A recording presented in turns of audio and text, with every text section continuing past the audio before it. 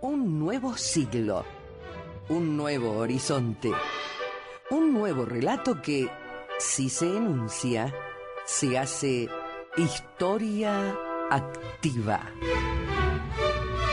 Muy buenas tardes, iniciamos otra edición de Historia Activa y como todos los días hábiles y feriados les decimos, clave la sintonía en el 960, nuestra amplitud modulada. Historia Activa, un programa hecho por historiadores para usted, con la producción general de Rosa Grintal, del historiador asociado Alejandro Cruz, en la investigación bibliográfica Clara María Vargas y quien les habla la dirección general José Luis Orlando. Los invitamos a escuchar este programa de historia dedicado a usted.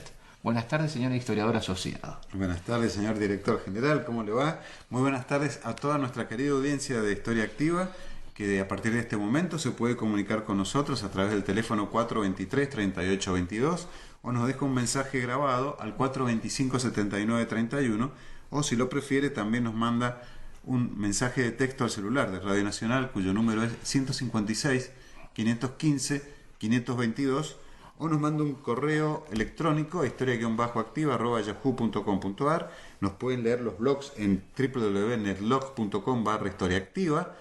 Nos pueden escuchar online a través de www.radionacional.com, etiqueta emisora, etiqueta LRA6, Radio Nacional Mendoza, y también pueden solicitarnos amistad en nuestra página de Facebook.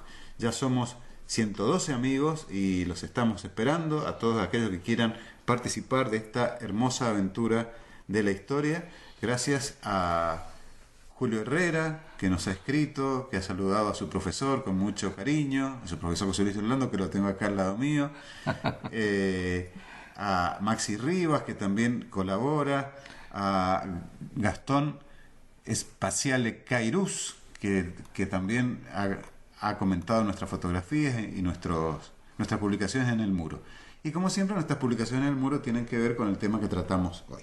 Así es. Nosotros veníamos desarrollando este tema de la Segunda Guerra Mundial y lo focalizamos a la postura argentina dentro de este neutralismo, estas notas de rupturismo también.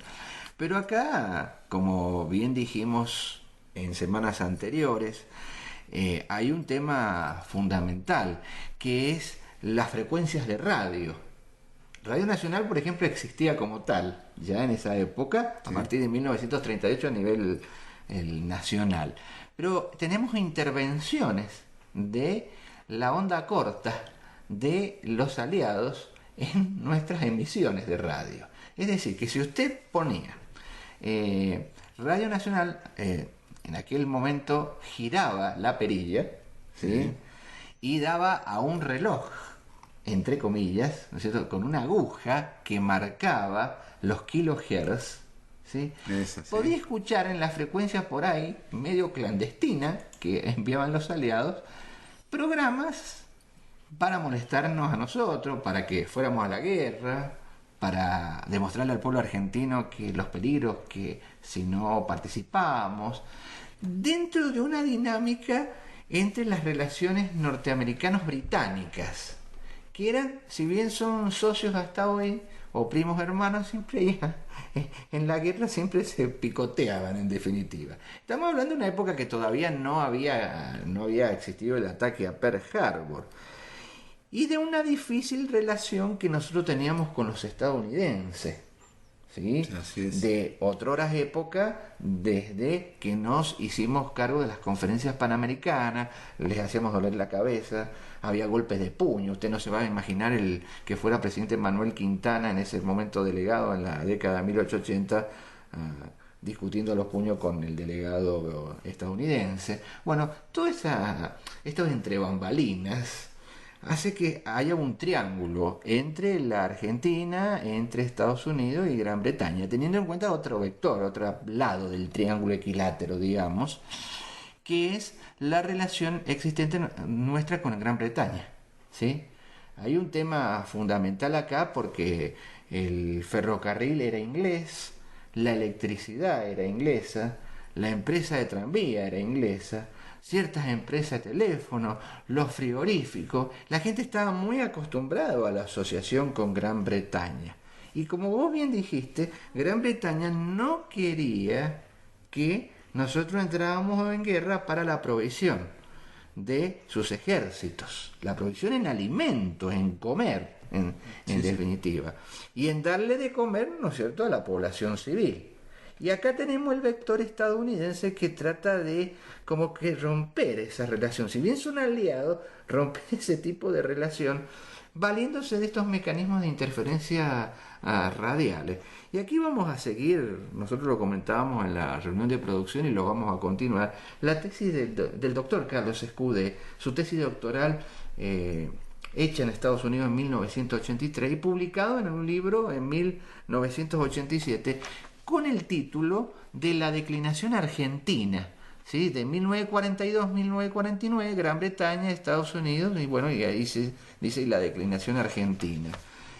Donde se sientan vectores, porque esto parece que intervenir una frecuencia de radio parece que no es nuevo, sino es muy viejo en la historia radial, ¿no?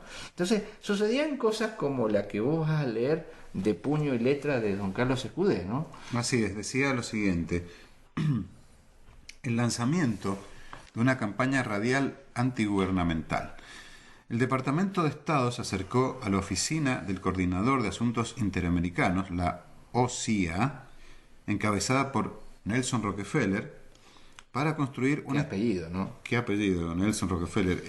Este Nelson Rockefeller seguramente es el que después fue gobernador de New York, uno de los principales millonarios del petróleo, ¿no? Así es.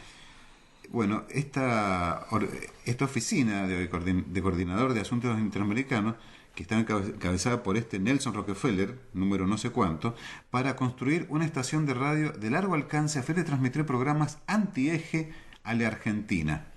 También se inauguró la transmisión de 3 programas de radio en la Argentina para diseminar propaganda norteamericana. Se empleó a ciudadanos argentinos para mandar cartas de protesta a diarios supuestamente pro-eje, y se persuadió a hombres de negocios norteamericanos para que cancelaran sus avisos en ellos. Estos esfuerzos fueron contraproducentes, ya que la opinión pública argentina estaba sensibilizada y la mayor parte de la campaña era demasiado obvia. Bueno, al leer esto, a uno se le ponen los pelos de punta, en el sentido de que la intervención, sea como sea, a través de una onda de radio o a través de un tanque, claro, es lo mismo. Es lo mismo, ¿sí? Es avasallador igual. Es la guerra de comunicados que hace referencia el señor Walter Martínez en su programa Dossier, ¿sí? En la cadena Telesur. Digo esto porque hay que citarlo intelectualmente, porque como corresponsal de guerra, como analista político internacional, estableció este concepto de la guerra de comunicado. Aparte de la guerra en sí, hay una guerra de comunicado, y eso hace que, según él, se forma un escenario paralelo, y así se motivan voluntades, porque acá intervienen los medios gráficos, intervienen los medios radiales, intervienen argentinos, intervienen cartas, y después, lo vamos a dar el lunes, va a intervenir el papel prensa. Es decir, acá estamos hablando de cosas bastante gruesas, ¿no? Por eso cuando decimos la Argentina en la Segunda Guerra Mundial, no se debe creer que es algo muy simple, que nosotros fuimos neutralistas seca, nada más, y aquí no pasó nada. Pasaron muchas cosas como esta, ¿no? Claro, entre otras cosas, sí. Y inclusive lo citamos en uno de los primeros programas que dedicamos a este tema. Se descubrió una importante red de espionaje a favor de la Alemania nazi. Eso, por supuesto, fue la noticia de primera plana que buscaron todos los diarios americanos para decir que aquí, en Sudamérica, había un nido de nazis. Y en realidad, evidentemente, este grupo de espías seguramente tuvo el beneplácito de algún funcionario. En aquel entonces, el gobernador de la provincia de Buenos Aires, que tenía unas evidentes simpatías hacia el nazismo y el fascismo en general. Todo eso fue descubierto y saltó la olla, saltó la tapa de la olla, y también se entrecruza con estas otras actividades que, para el decir de los propios americanos, estas serían actividades anti-argentinas. En ¿no? definitiva. Claro, ¿no? porque ellos siempre acusaron a los argentinos de ser los que hacían acciones anti-norteamericanas.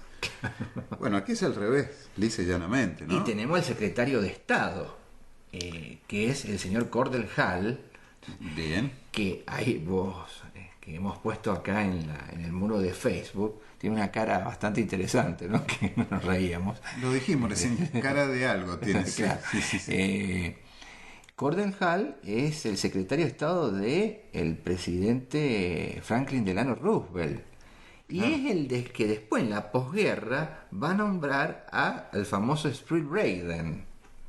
Entonces, acá vamos a ver una dinámica bastante interesante, porque hay un detalle a tener presente y a tener en cuenta, que esto sigue en la posguerra, es decir, no se acaba, que es un poco también lo que es la tesis de Escudé.